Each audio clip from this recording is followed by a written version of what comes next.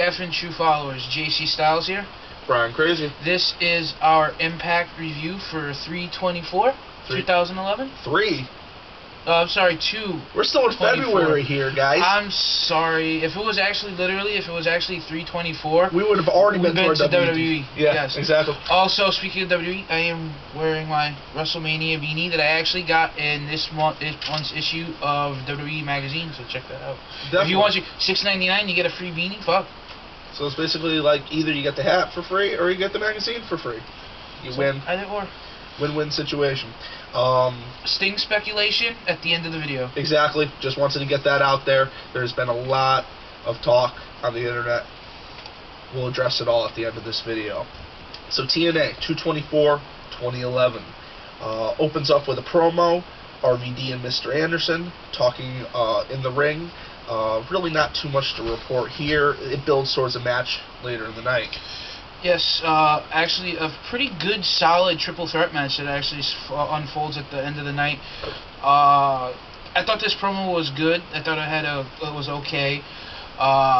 Whenever you see Mr. Anderson cut a promo, yeah, I was gonna say, whenever you see good. a mic in Mr. Anderson's hand, he does a good job.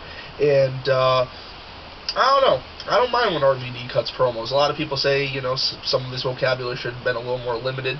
But I think, you know, the guy definitely has something to say. And, you know, he's kind of gotten the ass end of things since last year, since Abyss attacked him and they just kind of took his title away from him. Yeah. He never did officially lose, by the way. So after that, we go to the beautiful people backstage, and Jelena Love and Velvet Sky are talking about the match that Velvet is going to have next week against Serena, where she is going to put her career on the line. To be honest, you know, outside of what you see on television, I haven't heard any speculation that Velvet Sky is retiring. No. So I think this is just a gimmick. Maybe she'll finally, I mean, she lost to Serena like 10 times? Yeah. So maybe she'll finally win. I don't know. Then after that, we had a tag team match. We had Gumar and Murphy, which they officially got TNA contracts. Yes, they did. They were signed, like, I think last week to like TNA 2 or contracts. 3 years. Like, long contracts, too. Who really wants to see them? They can't fucking wrestle. And they're going to be, like, part of the tag team division now. We're going to see Gunnar and Murphy every fucking week. Are you kidding me? So they had a tag team match, and you know what, to be honest, I didn't even write who they faced in my notes, because I just dislike these two competitors so fucking much. So moving on. They did win. I mean, surprisingly enough, they did win. I did write that down. Then we see Madison Rayne talking to a mystery girl who is very tall. Speculation this is Isis the Amazon, who is 6'9". She had a tryout in TNA. There's a lot of backstage rumors that you know, a lot of people didn't like her, this, that, or the other, and then there's a lot of speculation that she's actually a sweetheart. So we'll have to see what happens. You know, whenever, you know, one rumor starts, I tell Joey something, Joey tells the next guy something, he tells the next guy, that story ain't the same as my story. I guarantee you, because everybody puts their own little twist. Then we see AJ cut a promo where he's talking about stepping out of Flair's shadows. Yeah, we see AJ kind of like talking about stepping out of Flair's shadows. This also led to a match which actually just broke out into a brawl. I don't think they actually had a match.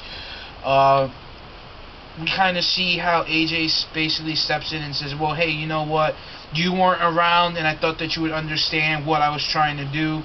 And then Flair says, well, basically, wherever Flair goes, fortune follows. And, you know, Flair's always had this current thing where he thinks he runs the show. He runs his factions. Newsflash, he was the one that put Evolution together, I believe, in WWE, and it was Triple H actually the one calling the show. So just because you take the Horsemen and bring it to TNA doesn't mean that you run Fortune. If AJ wants to... Fortune was his creation.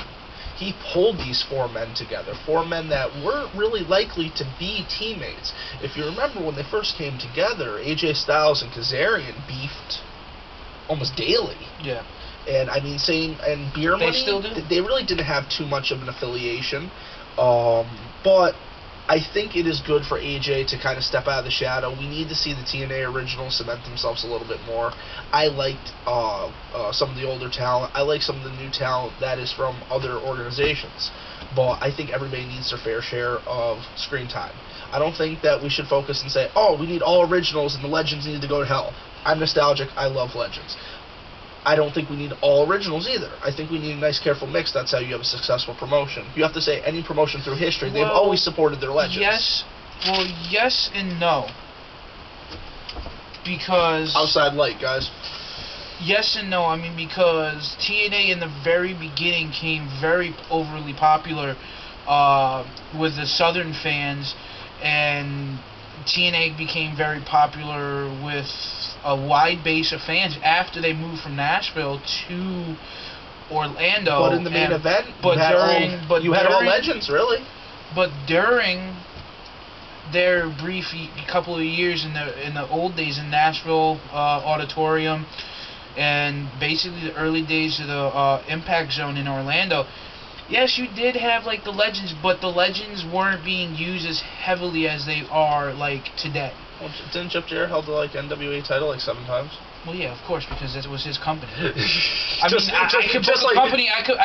Vern Gagne. I could start a company and have you my champion for 10 years running. You know, hey, if I wanted to. I'm going to start the company. I'm going to make myself champion. This tough guy over here, if he wants to. Yeah.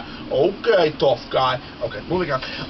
But, like I said, you know, TNA has got to where it was with using the young talent. I mean, the X Division showcased the young talent in TNA, and that's what actually drew a lot of the fans into TNA, and myself included. Oh, I love the X Division. X Division is what made TNA off the bat. The mid-card's what made WCW, the mid-card's what made the foundation for TNA, and the mid-card is why SmackDown still survives to this day. I mean, to be honest. So, if you want to, like, you know, just discuss it, you know, throughout... Man, I kind of feel bad for Alberto Del Rio if he wins at WrestleMania, because he gonna have nobody talented to work with unless he feuds with a lot of the mid-card guys. Dude, unless they decide to bump up Christian, which we know they're not going to do because WWE's a fucking retards. Or if they had any fucking respect and decided to use Chavo, but I guess after they made him Kerwin White, I guess they fucking just completely ruined a Guerrero. I mean, how do you ruin a Guerrero? Actually, no, they ruined Vicky Guerrero. They ruined all the Guerreros. They ruined fucking Vicky. They ruined Chavo. Don't forget though, at the Royal Rumble they brought Chavo back. Yeah, so he was Chavo Guerrero. But well, no, they brought Chavo. He still sells the frog splash like shit. I just want to let you know. Oh, he came back as Chavo right after Eddie died. Remember, he dropped Kerwin right away. Yeah. But moving on, then we saw Crimson go against Brutus Magnus, who was renamed Magnus at some point, I guess. He is in a tag team with Desmond Wolfe. They're called London Brawling. Desmond Wolfe is still signed to TNA. He does show up at every week's Impact taping. He hangs out with the guys. He has some sort of undisclosed medical illness, but he is expected to return eventually, which is a shame because Desmond Wolfe is main event material. If you guys don't know, Nigel McGuinness, ROH, search it in YouTube, you'll find some incredible shit. Joey actually put me on to ROH. We see Crimson defeat Magnus. He used a new finisher. I mean, it was kind of impressive. I mean, he kind of flipped him around, dropped him, this, that, and the other. But you could see he was kind of uncomfortable with it. It was a real slow delivery. Did you pick up on that as well? Actually, no. I think I might have missed this match because I also, during the Impact, I'm not going to lie, I was doing my featured YouTube... featured users of the YWC Part 2 Titantron, so that is up as we speak, so check that out. I'm just going to check the time, guys, real quick, so don't be alarmed that I'm walking towards your screen. Also, while we were on the subject of Madison Rayne, we actually had her go up against a mystery opponent. I don't think we have that written down. No, that was down here somewhere. Yes. Yeah, so we saw, I guess Joey didn't unfortunately get to see that finisher.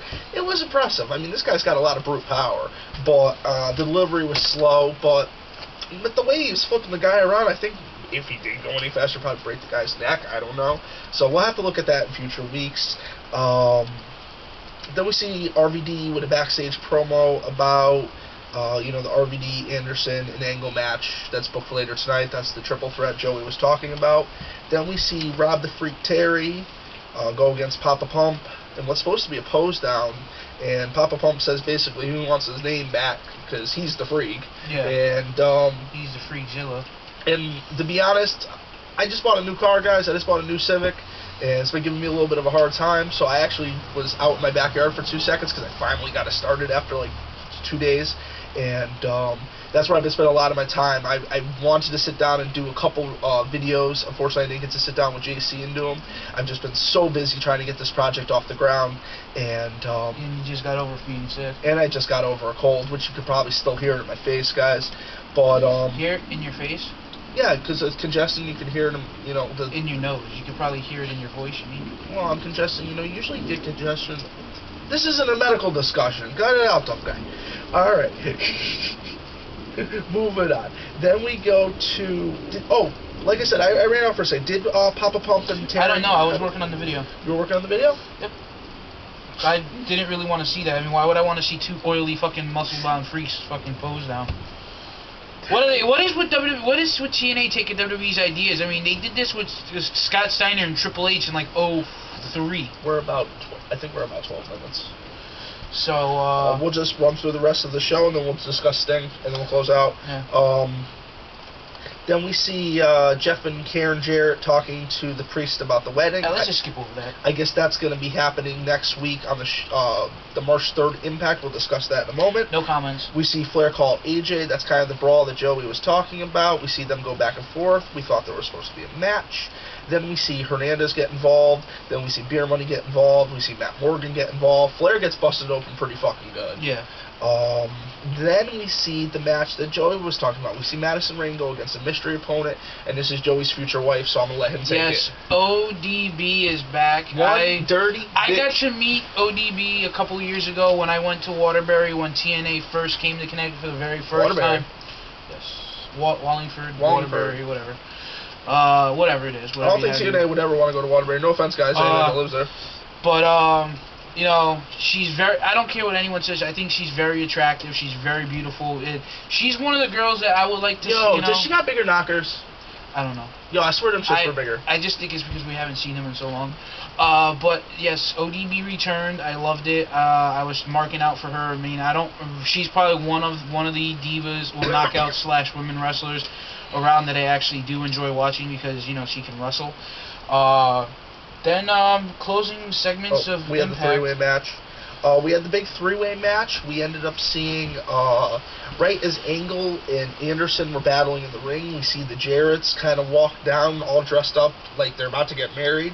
And Anderson picks up a quick victory by hitting a mic check. Yes. And then, oh my fucking Before God. we go anywhere...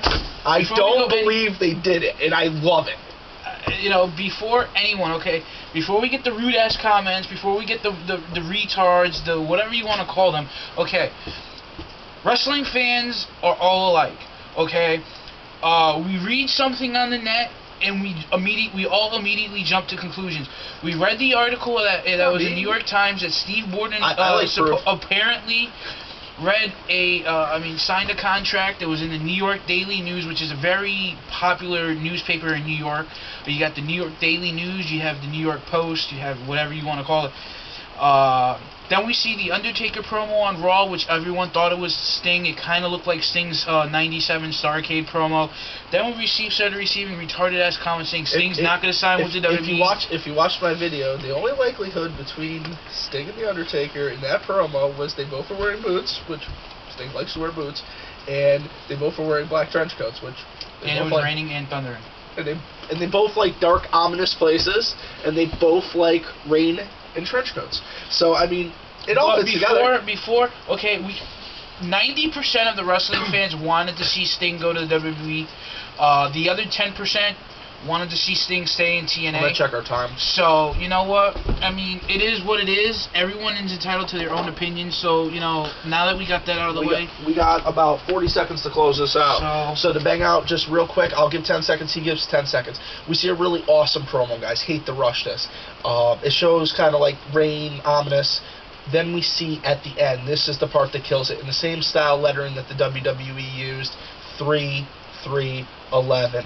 Oh my God, they actually, they used their promo against him. Everybody thought it was Sting, and it wasn't. Now this is Sting, and they used their promo against him. Give some closing out thoughts. We gotta go. Closing out thoughts. Spoiler alert, if you don't want to hear this, don't watch the last couple of seconds. Next week, Sting faces Jeff Hardy, wins the TNA World Heavyweight title.